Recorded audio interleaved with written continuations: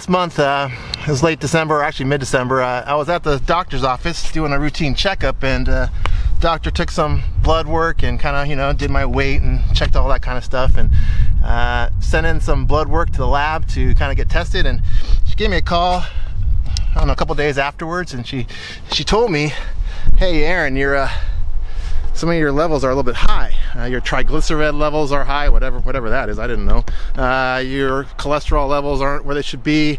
Your weight's a little bit heavy. So she said, if you don't get some of these things taken care of in a few months, we're gonna have to do a recheck, and then you might have to take some special medicine in order to get those levels where they need to be.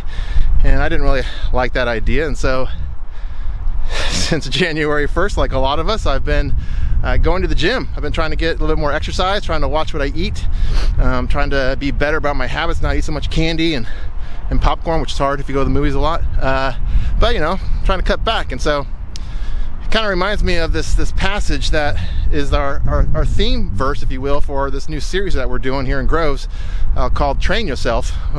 Train Yourself, that's what we're calling it. But it's 1 Timothy 4:7.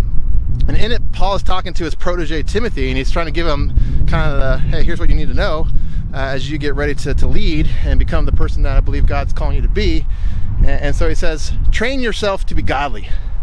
And I just love this word train, because it's a word we're very familiar with, because it's the word where we get our word. It's the Greek word gymnazo, which is where we get our word gymnasium.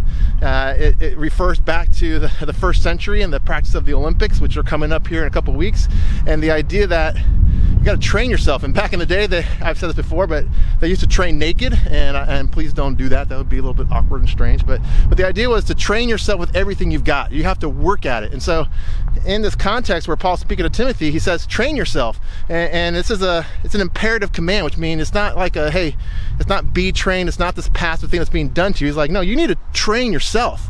You got to take responsibility for yourself when it comes to training, becoming spiritually fit. And he says this, train yourself to be godly. He uses directional. He says towards godliness, towards being godly, towards being Christ-like, if you will. He says, if that's going to happen, you have to train yourself to be like that, because it's not going to come natural to you. You have to work at it. You got to exercise at it. And so this semester, we're going to be looking at what are called spiritual disciplines. And I think a better way to maybe think of it, discipline maybe sound like a harsh word, but it's this idea that you have to be disciplined at it. But think of them as spiritual exercises. So if I go to the gym and I'm working out, I use machines. I use knowledge machines. I can use free weights. I can go on the treadmill. I can go on the elliptical machine. I can go on the stair stepper thing. There's all kinds of different exercises that I can do. I can take classes, spin cycles. I can do crunches. I can do pull-ups. Those are all physical exercises that I can do to get physically fit, to train myself. And when it comes to being spiritually fit, the same thing is true. There are certain exercises that you can do that can help you become spiritually fit. And so that's kind of what Paul's referring to. And it's interesting in that passage, because Paul actually says this. He says in the next verse, verse 8, he says, you got to train yourself to be godly. And he says, physical training, same word, gymnazo, he says it's of some value. It's actually this word that means a little bit. It's like, it's got some value, but maybe not a whole lot of value, but it's got some value. And then he continues, he says, but godliness, he says, being Christ-like, pursuing God, he says that holds value now and for the next life. And so that's kind of the idea. He's saying this thing, spiritual training, he's like, it's going to have value right now in your present life, but also in the life to come. So this has got permanent results. Unlike your physical training, which only has temporary results, this is going to have long-term results. And so it's this idea that we have to get spiritually fit. And so how I would think of it, maybe you've heard of some of these spiritual disciplines or spiritual exercises. Maybe you think of prayer, that's one, Bible intake, meditation on God's word, celebration, confession, serving others, fasting, that's another one you probably heard of. And I want you to, as we're going through the series, just think of all these different spiritual disciplines as spiritual exercises in order to help you become godly, become Christ-like.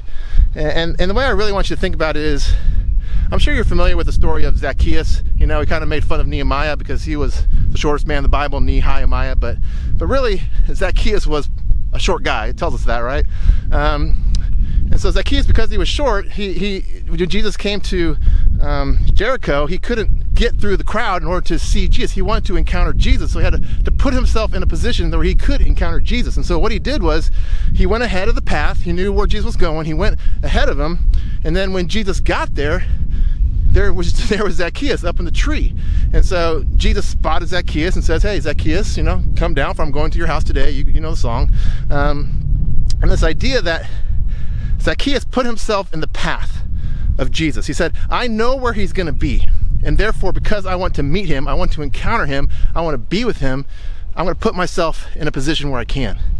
And so when you think of these spiritual disciplines, think of them as being exercises that you do in order to put yourself in a position where you can be in contact and encounter Jesus.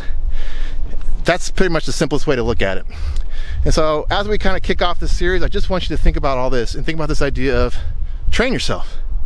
Train yourself to be godly. Train yourself to be Christ-like.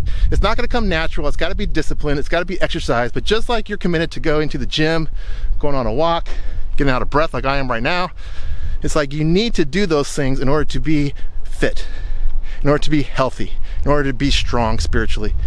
And so don't see these things as drudgery. See them as exercise that God has put there so that we can encounter him. So train yourself.